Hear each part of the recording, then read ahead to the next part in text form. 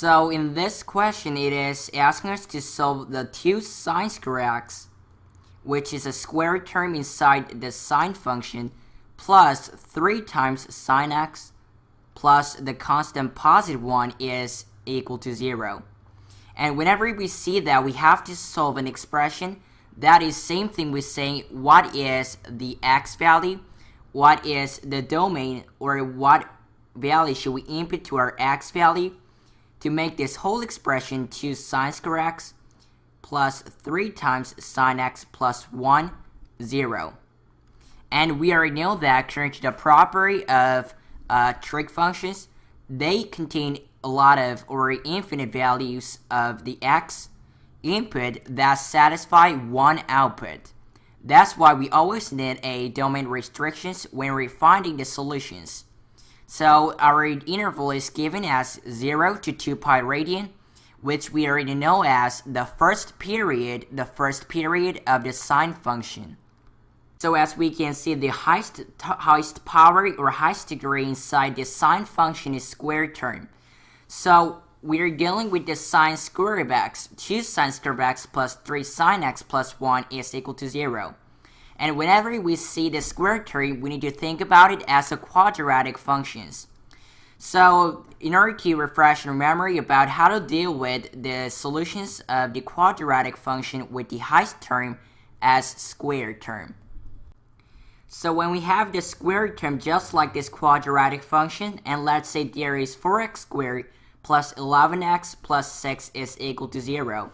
And when it is 0, when we're asked to solve the solutions for this quadratic functions, we first know that we have, in order to find out the x input, which is the solutions for this function, we have to factor this function out.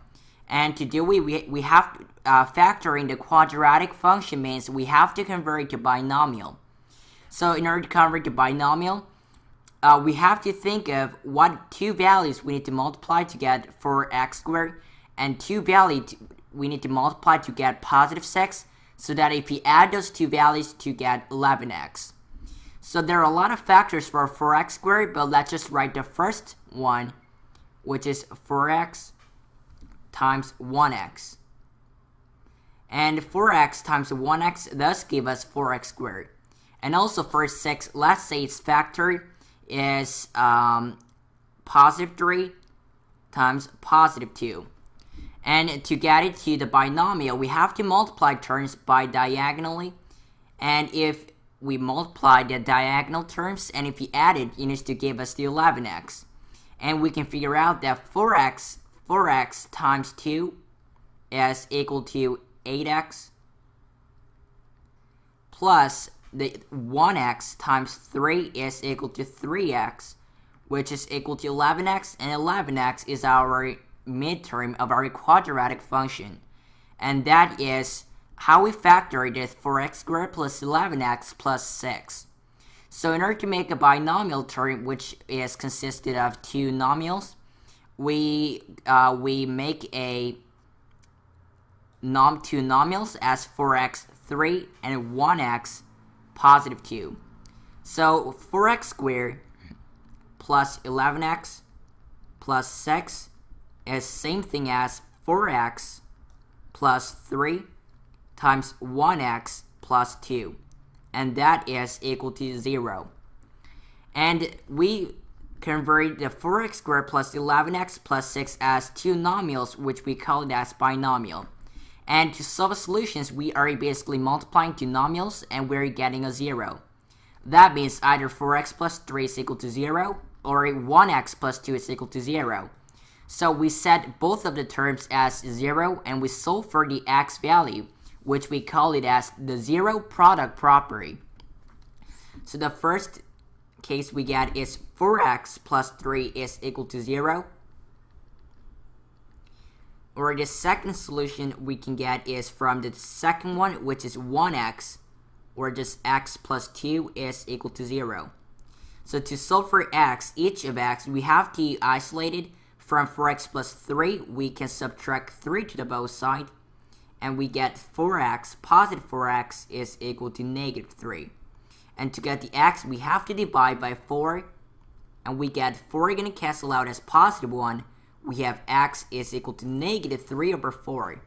And x is equal to negative 3 over 4 is the first solutions we can input into 4x squared plus 11x plus 6 to get the value as 0.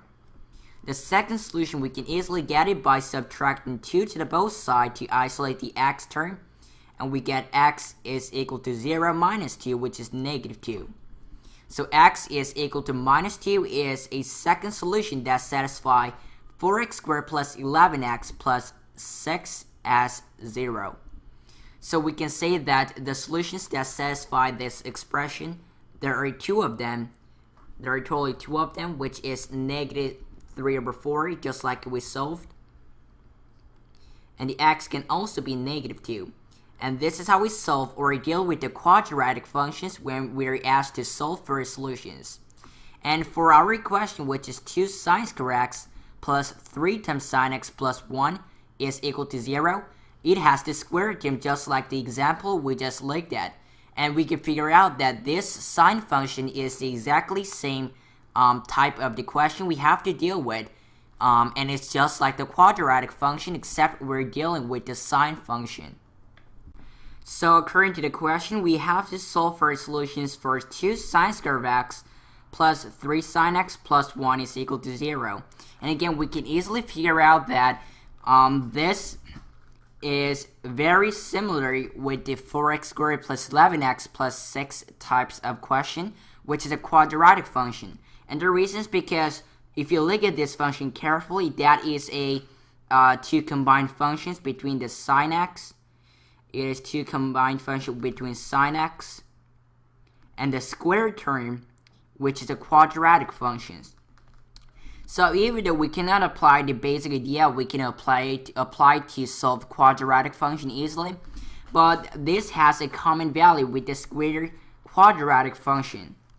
So that means it will work just like we do to solve the quadratic functions. And if you look at this carefully, we see the sine x as a common factor in the square term and the first degree term of the x variable. So that means we can fix the common term as one simple variable. So let's set it as the large x, and also let's set sine x as large x. What we did is we set the sine x as the large x, and we call it as the this is called the substitution rule, where we replace the difficult or a complicated function with this simple variable, such as large x in this case. And this is why we replace the variable into a simple variable like x. And the reason why I do it is now this function will be converted in this way as 2x squared plus 3x plus 1 is equal to 0. And before we start, we need to remember that this large x and this small x from the sine x are different. They have a different input. The large x is the y value for sine x, and this small x is just a domain for the sine x. And now we can figure out that it is 2x squared plus 3x plus 1 is equal to 0. We're just solving for a simple quadratic functions. So what we can do is we can apply the basic idea that we used to think about the first example that we solved. 2x squared, which number or which value should we multiply together to make into 2x squared? We can think of it as 2x times 1x, and that if we multiply together, that will obviously going to give us 2x squared. What two values should we multiply to get the positive one? And we can figure out that it is positive 1 and positive 1 to multiply together to get the positive 1 as a constant. And people might think that why can't we apply the negative, because negative 1 times negative 1 still give us the positive 1. And the reason is because if you do negative 1, the midterm, which is positive 3x, won't be satisfying this function. That's why it's always good to think of it as just a positive 1 when the midterm is positive. Now we can multiply terms diagonally, and that means the 2x times 1 plus 1x plus 1 must give us the value of 3x as a midterm according to the property of factoring. And if you actually do it, 2x times 1 plus 1x times 1. 2x times 1 is equal to 2x plus 1x times 1 is just 1x, which thus gave us 3x. And this 3x satisfies the midterm in this quadratic value. So that means 2x squared plus 3x plus 1 is equal to 0. This quadratic expression with the x term will be converted into 2x plus 1 times 1x plus 1 using the property of binomial term. So this one will turn into 2 large x plus 1 times 1x plus 1. And that will be equal to 0. So we have the two binomials, and we can lead it to the zero product property, which means when we multiply two terms and that is equal to 0, that means either the first one, the first 2x plus 1 is equal to 0, or 1x plus 1 is equal to 0. So we set both terms equal to 0, and we can solve for the large x that satisfy these expressions. So let's go ahead and isolate the large x value to think about what are the large x value is going to be. So firstly, we can set, using the zero product property, we can set the 2x to large x plus 1 is equal to 0. And the second value we can set is 1x plus 1 is equal to 0, which is just x plus 1 is equal to 0. And now what we need to do is we need to simplify the expressions to get what is the input large x that makes this expression as 0. So what we can do is from here we can subtract 1 to the both side, we can subtract 1 to the both side and get 2x is equal to -1. And what we can do is we have to remove the positive 2. And to do, we have to divide by 2 to the both side. The 2 is going to cancel out, and we get x. The x is equal to -1 over 2. Now when the x plus 1 is equal to 0, we can easily subtract 1 to the both side and get the large x must be equal to -1. But what we're actually trying to solve for is not the large x. We set the large x simply as the sin x for the easier calculation, but what we're actually solving for is sin x. So we set the large x as the sine of x, and also we set x, which is -1, as the sin x. And this is how we use the substitution rule, and we get the first value, the sine of x, can be either -1 over 2, or secondly, the sine of x can be equal to -1. So from here, we can what we actually need to define is this x domain or input. We have to input to get it into -1 over 2 and to make it as -1. So I'm going to show this work using two different ways. The first way is to think about it on the unit circle. And the second way to think about it is using the y is equal to sin x graph to determine which x or domain we have to input. So firstly, let's use the unit circle, which is a circle with a radius of +1.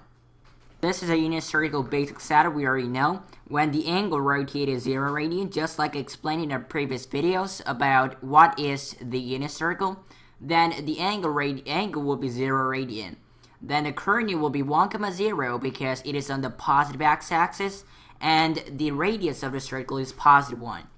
And as the angle rotated pi/2 radian, just like I explained in previous videos, then the coordinate will be 0, 1. When it is pi radian 180 degrees, then it will be -1, 0. And when it is 3 pi/2 radian, then it will be 0, -1.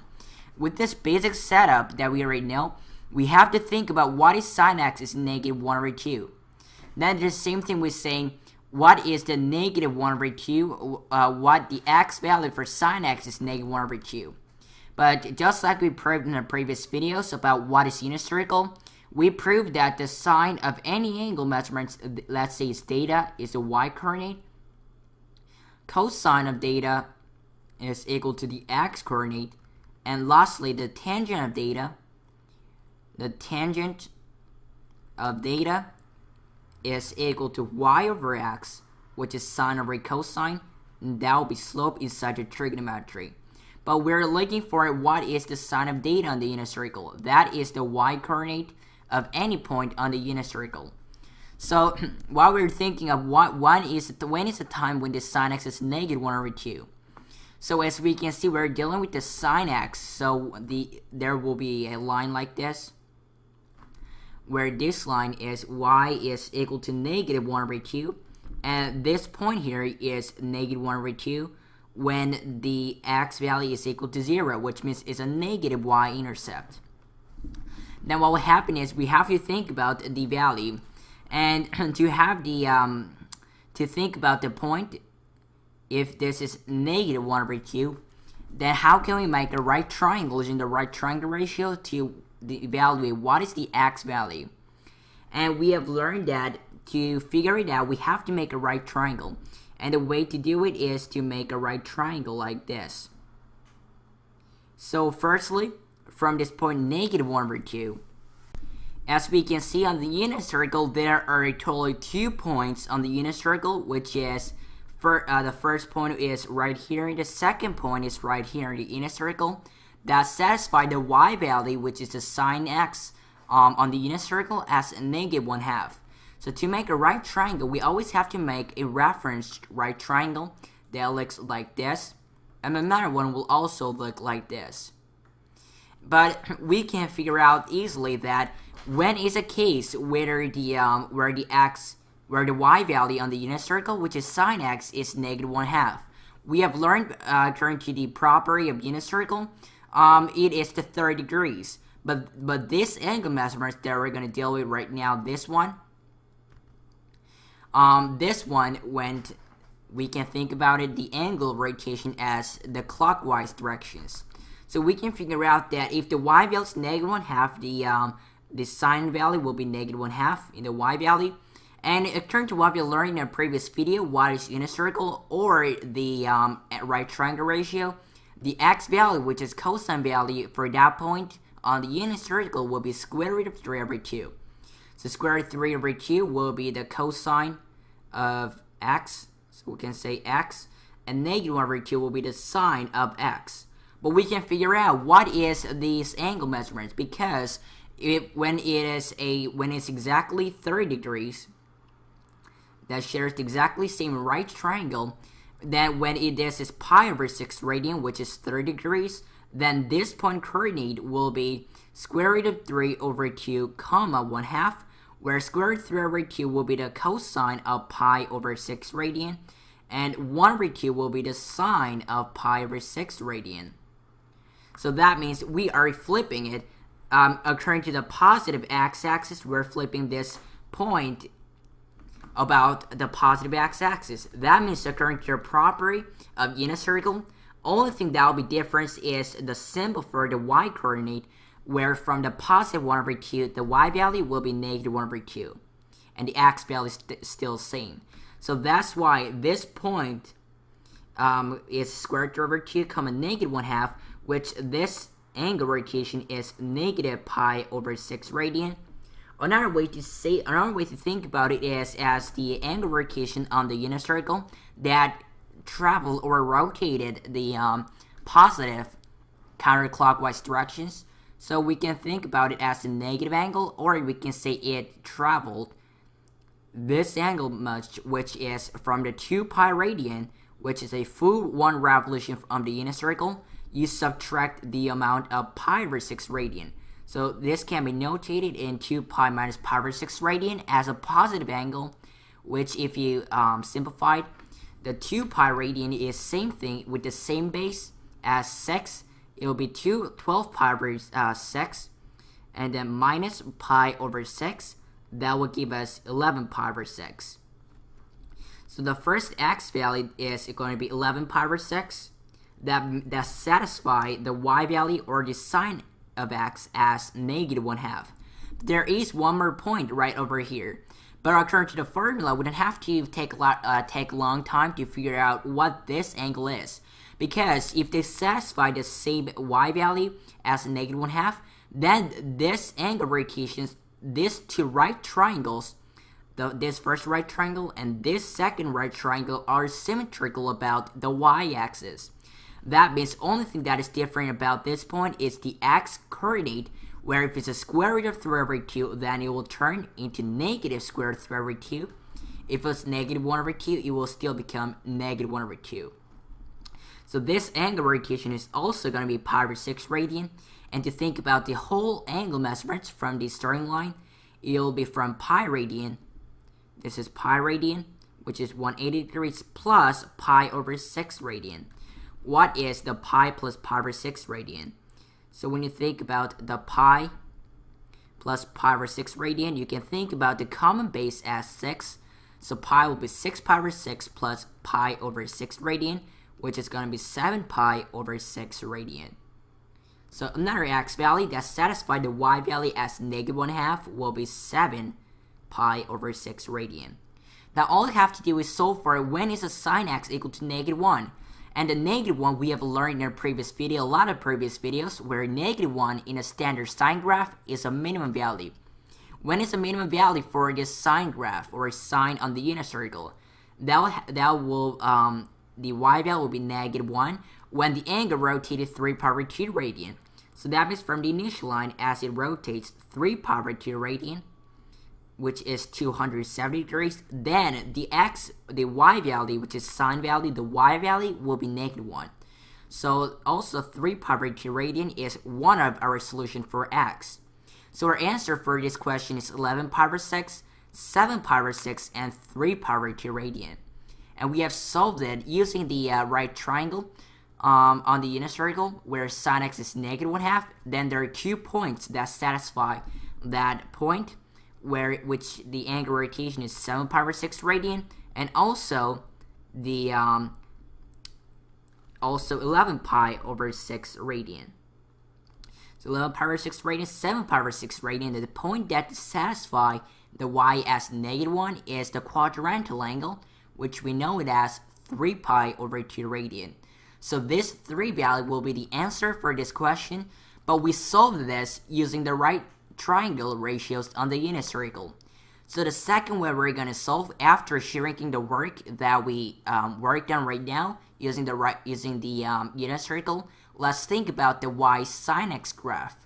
So if you remember how the y is equal to sine x graph was graphed, the first period is from the 0 to 2 pi, just like this cosine graph. But for the basic graph of y is equal to sine x, if you remember it from the video, how the trigonometric function graph, especially y sine x is graphed on the coordinate plane, it always starts off 0 for y sine x graph, and then it goes all the way up to its maximum value as positive 1, and that will happen when the x input is pi/2 radian. And as it reaches maximum value, it will go down all the way to the 0 again, and when it is 0, then the x value will be pi radian.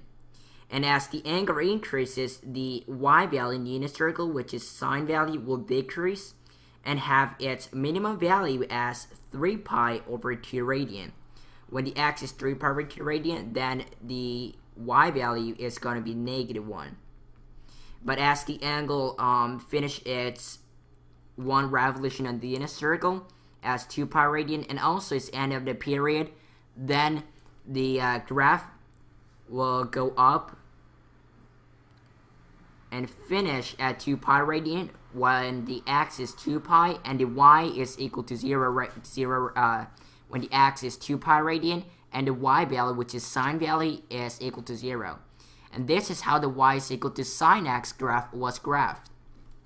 But we are trying to look at the value when the sine x is equal to negative 1/2, and secondly when the sine x is equal to negative 1. So before we do, we have to think about what does the sine x is equal to negative 1/2 and sine x is negative 1 means. That means in the graph of sine x, this is the same thing with saying the sine x, the y is equal to sine x graph, and the y is equal to -1/2, which is a linear function, or we also call it as a constant function, have their own intersections. And that's why we set them as the equal value. For sine x is equal to -1/2, that is same thing with saying the y is equal to sine x, which is a standard form for the sine x graph, has the intersection, which means has the same value in the point on the current plane, with y is -1, which we also call it as a constant function, or also the linear functions. So on the graph, to think about what is the sine x is -1/2, we have to graph what is y sine x and y is -1/2, and think of their intersections. So again, the y is equal to sine x, y is -1/2 has a same value, and that's why we set them as equal. And to think about the value, we have to draw the y sine x and y is -1/2 separately and think of the intersections. And for y sine x, what is y sine x graph? We graphed it from 0 to 2 pi radian, which is the first period for that y sine x graph. All you have to do is draw y is -1/2. And the reason why we draw 0 to 2 pi radian, which is the first period of sine value, is because they gave us the domain restriction as the interval. So this is y sine x. We have to graph the y is -1/2, which is a linear function or a constant functions. So we have to find what is the -1/2 on the current plane. And if this one is -1, the -1/2 will be the half of that, which is somewhere here. So let's say that is -1/2. Now, so if you make a straight line that passes through that point, so if you graph the y is equal to -1/2, then this one will be, we can write it as y is -1/2 on the current plane. And just like we saw on the unit circle, when it is -1/2, they had 2 points that satisfy that y is -1/2, which means sine of x is -1/2. Just like the unit circle in the graph, they also have the 2 points that satisfy y is equal to -1/2. That means these 2 points are the intersection between y sine x, which is a trig function, y is -1/2, which is a linear function. All you have to do is solve for the x value, this x value, and this x value, because they have the same value, a common y value, as -1/2. So what will this first x value is going to be when it's satisfied that y is equal to -1/2? So we already know that according to the sine x graph, when the x is pi radian, then the y value will get 0. And according to the property of the y sine x, if we go pi over 6 radian more, which is 30 degrees, then from the 0, it will get to -1/2. So from the pi radian plus pi over 6 radian, then it will get to this point with the y value as -1/2. So the first x value we can figure out is pi plus pi over 6 radian, which if you simplify with the common denominator 6, then the pi will be 6 pi over 6 plus pi over 6 radian, which is going to be 7 pi over 6 radian. So if this point is pi, the pi, which is 180 degrees, plus 30 degrees, which is 210 degrees. Another thing we can think about is what is this point? And as we can see, if this distance is pi over 6 radian, then this distance should also be pi over 6 radian, because these two points are symmetrical about this line, which is y, not y but x, is equal to 3 pi over 2 radian. If they're symmetrical, that means the angle that is being formed should be same. So this angle is also going to be pi over 6 radian, but the way to think about the whole angle measurements from here all the way to here, then we can say that angle measurements will be 2 pi radian, which is full angle, or 1 revolution of the angle, minus the pi over 6 radian, if you fix the 2 pi with the base of 6, then it will be 12 pi over 6 minus pi over 6 radian, which is equal to 11 pi over 6 radian. So the x value, so there are two cases whether the x value can be 7 pi over 6 and also 11 pi over 6 radian to satisfy y as negative 1/2. But this is a case when it satisfies the y is negative 1/2 and the y sine x intersections.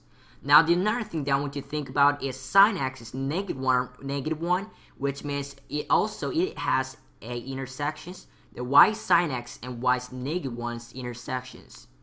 So to do it, we already graphed y sine x graph from 0 to 2 pi radian as the question asked us. Then we have to graph the y -1, which is a linear function, also a constant function, to solve for a intersection between them. So the y is equal to -1. The -1 point is this point. That means y is -1 passes through this point and it will be a straight line. So it will be a straight line that passes through the y is equal to -1. So this graph, the yellow graph, will be y is equal to -1. And what is the intersection between the y is equal to sine x and y is equal to -1? Well, as we can see, there is only one point that is the intersections, and that point's x value is already given as 3 pi over 2 radian as a quadrantal angle. So as we can see, the intersection between y is -1 and y is equal to sine x is square root of 3 over 2. So there's one more x as square root of 3, not square root of 3, but 3 pi over 2 radian. So going back to the question, if you go over it again, we have to solve for 2 sine square x plus 3 sine x plus 1 is equal to 0 in the interval of 0 to 2 pi radian. Then we can figure out that the 2 sine square x is there are two combined function, the squared quadratic function and this y and this sine trigonometric function sine. And to evaluate the x value, we have to use the way we figure out the x value on the quadratic function, which is factoring. And after factoring it, using the sines property, we define what is the sines following value, and then we got the answer as the 7 pi over 6 radian, 11 pi over 6 radian, as well as 3 pi over 2 radian.